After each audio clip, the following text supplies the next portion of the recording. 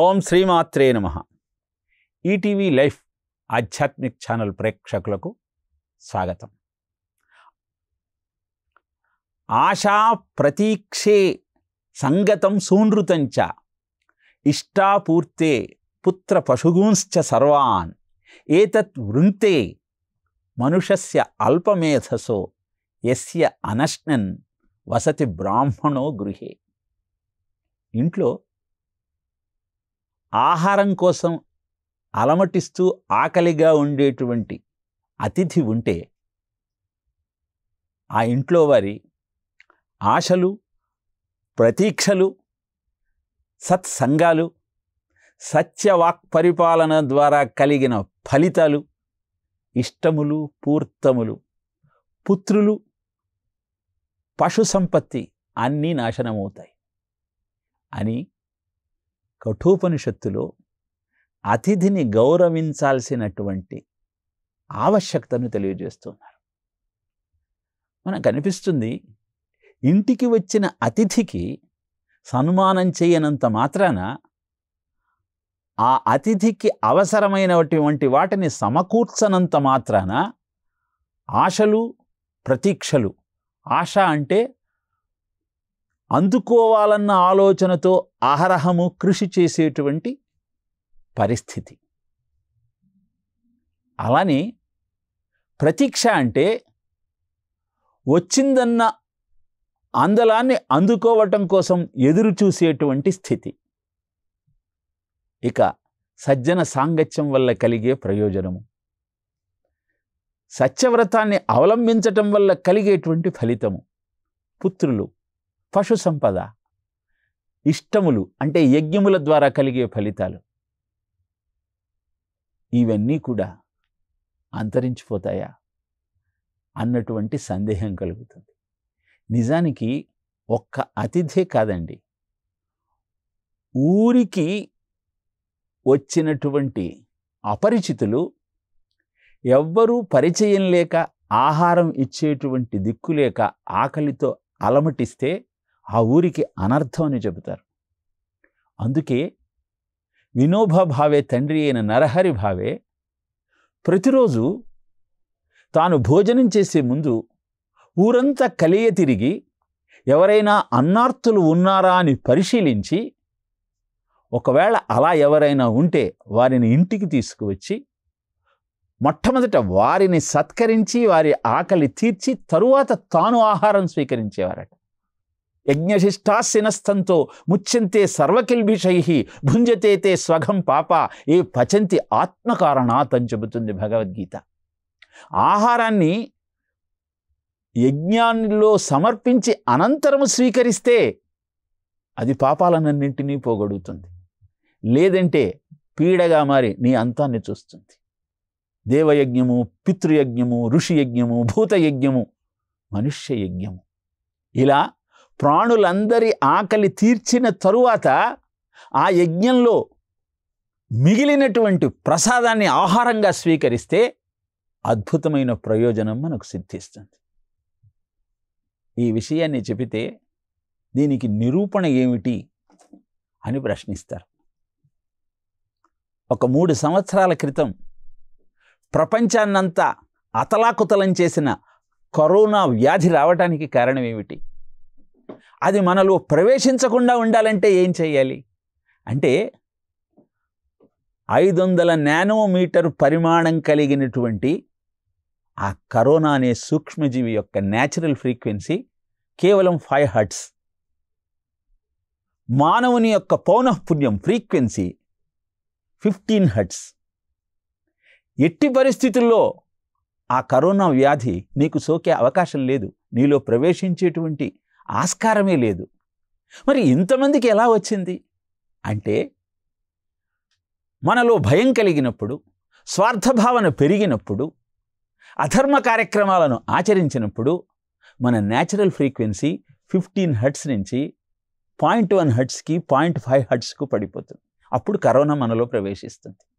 అలా కాకుండా ఆకలిగొన్న వారికి ఆహారాన్ని అందించాలన్నటువంటి పరోపకార బుద్ధితో నీ ఆలోచన ముందుకు కొనసాగినప్పుడు ఆ న్యాచురల్ ఫ్రీక్వెన్సీ 200 హర్ట్జ్గా మారుతుంది. అప్పుడు కరోనా వచ్చే అవకాశమే లేదు.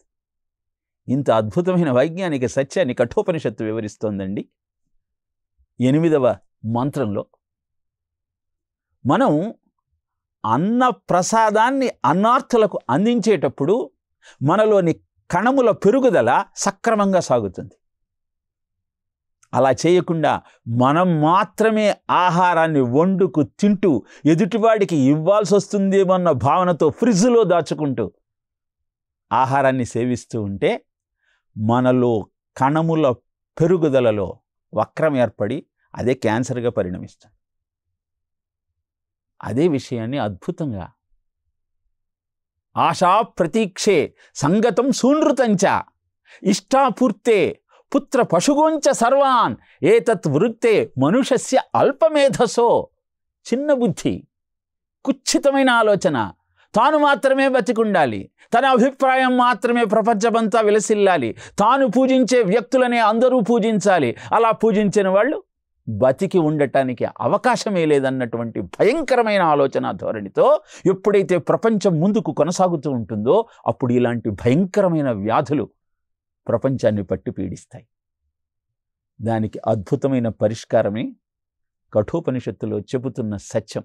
యమధర్మరాజు అంతటి వాడు తన ఇంటికి వచ్చిన 12 ఏళ్ల బాలుడు 3 రోజుల నుంచి ఆహారం స్వీకరించలేదన్న విషయం తెలిసి కదిలిపోయాడు. వెంటనే ఆ బాలుడి దగ్గరికి వచ్చాడు. తిస్రో రాత్రీహి యత్ అవత్సీహి మే గృహే. 3 రాత్రులు నా ఇంట్లో ఉన్న బ్రాహ్మణోత్తమ అనశ్నన్ బ్రహ్మన్ అతిథి నమస్యు. ఆహారం స్వీకరించకుండా మా ఇంట్లో ఉన్నవే, ఇది వేద విరుద్ధమైనటువంటి ధర్మం. పెద్ద అపచారం చేశాను నేను. సుందరకాండలో మైనాకుడు కూడా అదే మాట చెప్తాడు. అతిథిక్కిల పూజార్హ ప్రాకృతోపి విజానత ధర్మం జిజ్ఞాసమానేన కిం పునస్త్వార్థుతో మహాన్. ధర్మజ్ఞుడైన వాడు, సామాన్యుడైన వాడు తన ఇంటికి అతిథిగా వచ్చిన అతనిని గౌరవించి పూజించి సన్మానిస్తాడు. వేదాంగ పారంగతుడమైన నీవు రామకార్యం కోసం వెళుతూ ఉంటే నీకు ఆతిథ్యం ఇవ్వకపోతే నా జన్మకు అర్థం ఏమిటి అంటాడు మైనాకుడు. ఈ విషయాన్ని మనం బాగా ఎందుకు అర్థం చేసుకోవాలి అంటే, ఆధునిక సమాజంలో స్వార్థం బాగా పెరిగి చిన్ననా పొట్టకే శ్రీరామ రక్ష అన్నటువంటి సూత్రం ప్రబలుతూ ఉంది. వెనకటి కాలంలో ఇంటికి ఎవరైనా వస్తే భోజనం చెయ్యమని అభ్యర్థించేవాళ్ళు. అనంతర కాలంలో మజ్జిగ లాంటి పదార్థాలు ఇచ్చేవారు. ఆ తర్వాత మంచినీళ్ళు అడగటం ప్రారంభించారు. ఇప్పుడు అవి కూడా మృగ్యమవుతున్న నేపథ్యంలో టీ ఇస్తే ఇహ మీరు వెళ్ళి రండి అన్నటువంటి సంకేతంగా భావించాల్సిన అగత్యం ఏర్పడుతూ ఉన్నది. అందుకే కఠోపనిషత్తు వాజస్రవసుడు, నచికేతుడు, యముడు ఈ 3 పాత్రలతో అద్భుతమైన విజ్ఞానాన్ని మనకు అందజేసినటువంటి ఉద్గ్రంథం. వాటిలోని అంతరార్థాన్ని గ్రహిస్తూ దాన్ని అధ్యయనం చేసే ప్రయత్నం చేసినప్పుడు జీవితం అద్భుతంగా ముందుకు సాగుతుంది. శక్తిని సక్రమంగా వినియోగించుకోకపోతే డయాబెటీస్ వస్తుంది, షుగర్ వస్తుంది.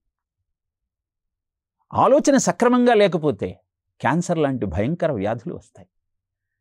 శరీర మానసం యోగో పరస్పరం అనువ్రజేత్ ఆధార ఆధేయాభూత్ తప్తాజ్య పాత్రయేవచ అంటుంది ఆయుర్వేదం.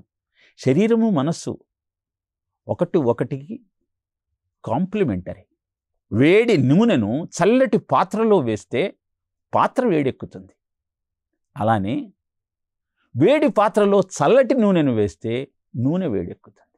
శరీరము మనస్సు ఒకదానితో ఒకటికి ఉన్న అవినాభావ సంబంధాన్ని గమనించి అద్భుతమైన సాధనా క్రమం ద్వారా ఇంద్రియాలను ఎలా నిగ్రహించుకోవాలి, మనస్సును ఎలా సుసంపన్నం చేసుకొని బుద్ధి ఆధీనంలో ఆత్మజ్ఞానాన్ని అందుకోవటం కోసం ఈ మానవ జీవితాన్ని ఉపయోగించాలన్న సత్యాన్ని తెలియజేసేదే అద్భుతమైనటువంటి ఉపనిషత్తు విజ్ఞానం.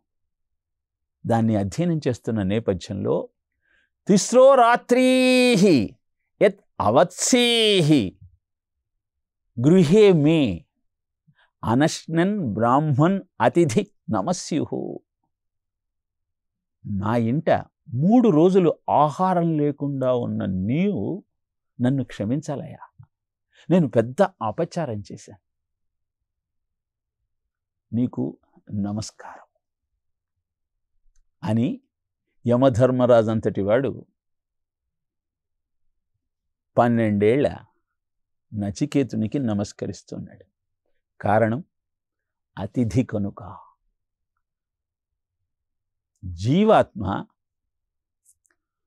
ప్రపంచమంతా వ్యాపించి ఉన్నటువంటి ఆ చైతన్యాన్ని దేహంలోకి ఆవాహన చేసినప్పుడు ఆ చైతన్యం అతిథి అవుతుంది. అతిథిని గౌరవించటము అంటే ఆ ప్రాణశక్తిని సక్రమంగా వినియోగించుకోవటం, సరి అయిన ఆలోచన చెయ్యటం. ఇంట్లో సామాన్యంగా మనం ఒక ఆచారాన్ని గమనిస్తూ ఉంటాం. వడ్డన చేస్తారు, కానీ ఇంకా ఆహారాన్ని స్వీకరించటానికి పెద్దలు వస్తారేమో కానీ పిల్లలు ఏ టీవీ ప్రోగ్రాం చూస్తూ ఏ పుస్తకాలు చదువుతూ ఉంటారు. అది మనం అన్నాన్ని అవమానించినట్టు కాదా? అలా చేస్తే ఆ ఇంట ఆరోగ్యం ఉంటుందా? చిన్న చిన్న దోషముల కారణముగా, చేస్తున్న అనాచారము కారణంగా అద్భుతమైన ఆరోగ్యాన్ని, అభివృద్ధిని పోగొట్టుకుంటున్న సత్యాన్ని మనం గురు సందేశం కార్యక్రమం ద్వారా తెలుసుకుంటూ అద్భుతమైన కఠోపనిషత్తులో నిక్షిప్తమైనటువంటి రహస్యాలను పరిశీలిస్తూ మన జీవితాన్ని సంస్కరించుకోగలిగితే గురు సందేశం కార్యక్రమం యొక్క లక్ష్యం నెరవేరినట్టే. ఇక నమస్తే బ్రహ్మన్ స్వస్తిమే అస్తు, నీకు నమస్కారము, నాకు శుభము కలుగుగాక. నచికేతుడికి నమస్కరిస్తే యమధర్మరాజుకు శుభం ఎలా కలుగుతుంది? అతిథిని గౌరవిస్తే నీ ఆరోగ్యం ఎలా బాగుపడుతుంది? ఈ సందేహం మనకు కలగటం సహజమే. దీనికి ఒక అద్భుతమైన ఐహిత్యాన్ని, పురాణ కథను తెలియజేశారు. మృకండ మహర్షికి సంతానం లేదు. సంతానం కోసం శివుడి గురించి కఠోరమైన తపస్సు చేశాడు. ప్రత్యక్షమైన శివుడు మృకండ మహర్షిని ప్రశ్నించాడు. అల్పాయుష్కుడైనటువంటి జ్ఞాని అయిన కుమారుడు కావాలా, దీర్ఘాయుష్యు కలిగిన మూర్ఖుడైన కొడుకు కావాలా, ఎవరు కావాలి అని ప్రశ్నిస్తే, మూర్ఖపుత్రాత్ అపుత్రస్య వరం వేదవిదో విదుహు, మూర్ఖుడైన పుత్రుడు పుట్టడం కంటే అసలు పుత్ర సంతానం లేకపోవడమే గొప్పది కదా అన్న భావనతో, నాకు అల్పాయుష్యైన జ్ఞాని అయిన తెలివైన వాడైన వంశాన్ని ఉద్ధరించే కొడుకు కావాలి అని వరాన్ని అభ్యర్థించాడు. మార్కండేయుడు జన్మించాడు. చిన్నతనం నుంచి అద్భుతమైన తెలివితేటలతో, వినయంతో అందరికీ ఆనందాన్ని కలిగిస్తూ మృకండ మహర్షి యొక్క వంశానికి పేరు ప్రతిష్టలు తీసుకువచ్చే విధంగా మార్కండేయుని జీవితం ముందుకు కొనసాగుతూ ఉన్నది. ఇంటికి అనేక మంది అతిథులు వస్తున్నారు. వారిని అందరినీ గౌరవిస్తూ ఉన్నాడు మృకండు మార్కండేయుడు. ఎవరైనా తన కుమారుణ్ణి దీర్ఘాయుష్మాన్ భవాన్ని దీవిస్తారేమో అని ఎదురు చూస్తూ ఉన్నాడు మృకండ మహర్షి. అదేమో కానీ ఏ మహర్షి, ఏ అతిథి కూడా పిల్లవాణ్ణి అఖండ సంపద ప్రాప్తిరస్తు, ఆరోగ్య ప్రాప్తిరస్తు అంటున్నారు, కానీ దీర్ఘాయుష్మాన్ భవాని ఎవ్వరూ దీవించటం లేదు.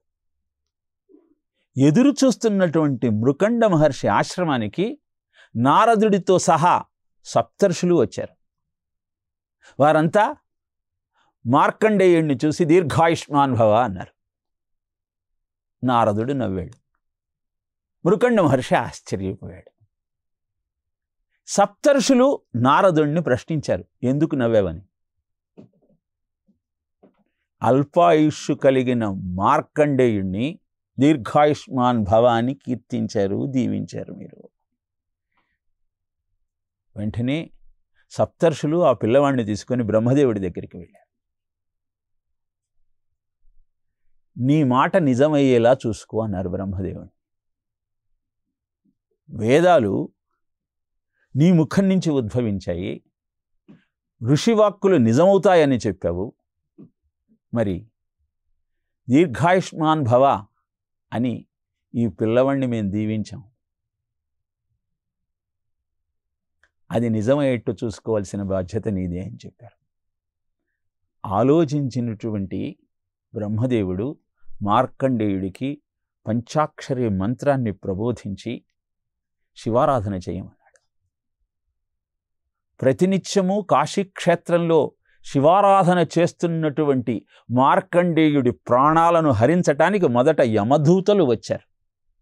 మార్కండేయుడి ముఖాన ఉన్నటువంటి విభూతి రేఖలను, రుద్రాక్ష మాలలను చూచి భయపడి పరిగెత్తారు. ఏం చేయాలో వాళ్లకు అర్థం కాలేదు. జాజ్వల్యమానమైన ప్రకాశంతో చూసేవారికి గౌరవాన్ని, అసురి శక్తులకు భయాన్ని కలిగించే మార్కండేయుడి రూపము యమభటులకు భరించరానటానికి శక్యం కాలేదు. సాక్షాత్తు యముడే వచ్చాడు. ఆ యముణ్ణి శిక్షించి 7 కల్పాల ఆయుష్ని మార్కండేయుడికి ప్రసాదించాడు సదాశివుడు. 7 ఋషులు దీవించారు కనుక 7 కల్పముల ఆయుర్దాయం. ఇలా అతిథి ఇచ్చేటువంటి ఆశీర్వాదము అద్భుతమైన ప్రయోజనాన్ని నీకు కలుగజేస్తుంది. సామాన్యంగా పెద్దలు అతిథులు ఏమని దీవిస్తారు? దీర్ఘాయుష్మాన్ భవ అంటారు. దీర్ఘాయుష్మాన్ భవ అంటే అర్థం ఏమిటి? ఎక్కువ కాలం బ్రతకమనా? భోగభాగ్యాలు అనుభవిస్తూ ఇంద్రియ సుఖాలతో జీవితాన్ని గడపమనా అర్థం కాదు. ఆయుష్ సాధనకు అవసరం. 300 ఏళ్ల సాధన చేస్తున్నటువంటి సిద్ధులు లౌకిక ప్రపంచానికి దూరంగా హిమాలయాలలో తపస్సు చేసుకుంటూ ఉన్నారు. మరి అక్కడ మనం అనుకునే ఏ ఆనందాన్ని అనుభవించటం కోసం వాళ్ళు అంత కష్టపడుతున్నారు అంటే మళ్ళీ జన్మ లేకుండా చేసుకోవటం కోసం అవసరమైన సాధనా క్రమము 300 ఏళ్ళు కొనసాగితే మాతృగర్భంలో పుట్టాల్సిన అగత్యం మళ్ళీ కలుగదు కనుక ఉత్తమోత్తమైన మానవ జన్మ దొరకటమే దుర్లభం కనుక దాన్ని పరమార్థాన్ని గుర్తించి తదనుగుణమైన సాధనను చేసేటువంటి మహర్షులు మనకు చెప్పే సత్యం ఏమిటి అంటే, మహానుభావుల ద్వారా మనం గుర్తించాల్సిన నిజమేమిటి అంటే, ఎక్కటి మానవ జన్మం వెత్తిన ఫలమేమున్నది వదలను సంసార సుఖం వదలను ఇంద్రియ భోగము. పుట్టే మనిషి పోయే మనిషి అంతం లేదురా ఈ చక్రానికి, తల్లి గర్భమున తిప్పలు తప్పగా తిప్పడి మాటే మది ధ్యానించు.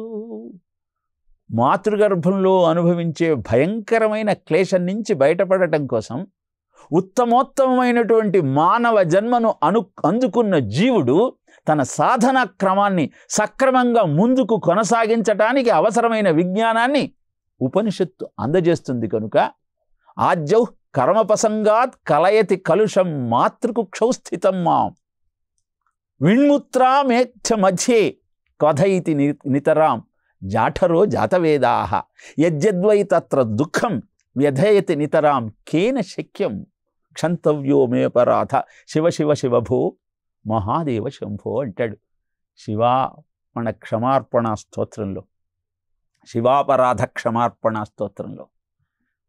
తల్లి గర్భంలో భరించే ఆ భయంకరమైన బాధ నుంచి బయటపడటానికి అవసరమైనది సాధన. దాన్ని కొనసాగించటం కోసమే ఇంటికొచ్చిన అతిథి దీర్ఘాయుష్మాన్ భవ అని నిన్ను దీవిస్తాడు. ఆ సత్యాన్ని గుర్తించిన యముడు నమస్తే బ్రహ్మన్ స్వస్తిమేస్తు తస్మాత్ ప్రతి 3 వరాన్ వృణీష్వ 3 రోజుల పాటు నిరాహారంగా నా కోసం నిరీక్షిస్తూ నా సదనంలో గడిపావు కనుక 3 వరాలను నీకు ప్రసాదిస్తున్నానయ్యా. 3 ఎందుకు ఇయ్యాలి, 6 ఇవ్వచ్చు కదా. ఒక్కొక్క రోజు ఉపవాసం చేశాడు కనుక ఒక్కొక్క వరాన్ని ఇచ్చాడు అని ఒక వాదన ఉన్నా, ఇంకొక తర్కం ఏం చెబుతుంది అంటే, ఏదైనా దోషాన్ని చేసినప్పుడు ఆ దోషం యొక్క ప్రాయశ్చిత్తంగా అంతే ఫలితాన్ని ఇచ్చేటువంటి పనిని 3 సార్లు చెయ్యమని చెప్పారు. పృష్ణి సుతపుడు 12 సంవత్సరాలు కఠోరమైన తపస్సు చేశారు శ్రీ మహావిష్ణువు గురించి. కేవలం ఎండుటాకులు మాత్రమే ఆహారంగా స్వీకరిస్తూ వారు చేసిన తపస్సుకు సంతోషించిన శ్రీ మహావిష్ణువు ప్రత్యక్షమై ఏం కావాలో కోరుకోమన్నాడు. నీలాంటి కొడుకు కావాలన్నారు. నాలాంటి వాడు ఇంకొకడు ఉండడమ్మా, నేనే పుడతాను, కానీ మీరు అడిగింది నాలాంటి కొడుకును, నేను ఇవ్వగలిగినది నేనే మీ ఇంట జన్మించే వరాన్ని. ఇప్పుడు నాకు అనృత దోషం అంటుకుంటుంది. మీరు అడిగింది ఒకటి, నేను ఇచ్చేది ఒకటి కనుక 3 సార్లు మీ ఇంట జన్మించి అనృత దోషాన్ని నేను పోగొట్టుకుంటాను అని తెలియజేశాడు. అందుకే పృష్ణికి సుతపుడికి పృష్ణి గర్భుడుగా జన్మించాడు. అనంతరం అదితి కశ్యపులకు అదితి చేసిన పయోవ్రతం కారణంగా వామనుడిగా జన్మించాడు. అనంతరం దేవకీ వసుదేవులకు శ్రీకృష్ణుడిగా జన్మించాడు. ఇలా 3 అవతారాలలో తాను అనృత దోషం నుంచి బయటపడటానికి చేసినటువంటి లీలయే ఆ 3 అవతారాలకు కారణమైతే, భాగవతంలో చెప్పబడిన ఈ వృత్తాంతానికి నిదర్శనంగా యముడు 3 వరాలను ప్రసాదిస్తూ ఉన్నాడు నచికేతుడికి. ఆ 3 వరాల ఏ విధంగా మనకు అద్భుతమైన విజ్ఞానాన్ని అందజేశాయి అన్న కథాంశ చర్చయే తరువాత కఠోపనిషత్తు. ఇప్పటిదాకా మనం చెప్పుకున్నదంతా ఉపోద్ఘాతమైతే, అతిథి పూజ చేయాల్సిన ఆవశ్యకత, ఇహలోకంలో అనుభవించాల్సినటువంటి భోగ భాగ్యాల యొక్క వివరణ, బ్రహ్మజ్ఞానం యొక్క ఎరుక, ఇవన్నీ కూడా కఠోపనిషత్తు ద్వారా మనకు అందజేయబడిన అద్భుతమైన విజ్ఞాన సూత్రాలు. వాటిని తెలుసుకుంటూ చెప్పబడిన కథలోని సూక్ష్మాన్ని గ్రహిస్తూ దాని వెనకాల ఉన్న అంతరార్థాన్ని అవగతం చేసుకుని జీవితానికి అన్వయించుకుంటూ అద్భుతమైన శ్రేయోపథంలో ముందుకు సాగటం కోసమే గురు సందేశం కార్యక్రమంలో ఒక్కొక్క మంత్రం యొక్క అర్థాన్ని వివరంగా తెలియజేసే ప్రయత్నం చేస్తూ ఉన్నాం. కేవలము మంత్రములను మాత్రమే అధ్యయనం చేస్తూ ఆరాధన చేస్తాము అనుకుంటే దానివల్ల వచ్చే ప్రయోజనం ఏమున్నది? మాస్టర్ గారు ఈకే గారు అదే మాట చెప్పారు. అతిథులను గౌరవించకుండా ఎన్ని శాస్త్రాలు అభ్యసిస్తే ఏం లాభం అయ్యా? కాంతిని అందుకోవాలి అంటే కాంతి దగ్గర కూర్చొని దాన్ని సేవించాలి తప్పితే, కాంతి గురించినటువంటి గ్రంథాలు ఎన్ని చదివినా దానివల్ల ప్రయోజనం ఏముంటుంది? అలా అద్భుతమైన విజ్ఞానాన్ని, ఉపనిషత్తుల్లో నిక్షిప్తం చేయబడిన జ్ఞానాన్ని, ఒక్కొక్క మంత్రము యొక్క వివరాన్ని స్పష్టంగా తెలుసుకునే ప్రయత్నం చేస్తూ జీవితానికి అన్వయించుకుంటూ తద్వారా శ్రేయోపథంలో ముందుకు సాగే ప్రయత్నమే గురు సందేశంలో ఈ మంత్రముల యొక్క వివరణను మీకు తెలియజేసే ప్రయత్నం. మరిన్ని వివరాలను మరొక ప్రసంగంలో మీ ముందు ఉంచుతానని తెలియజేస్తూ ఓం తత్సత్.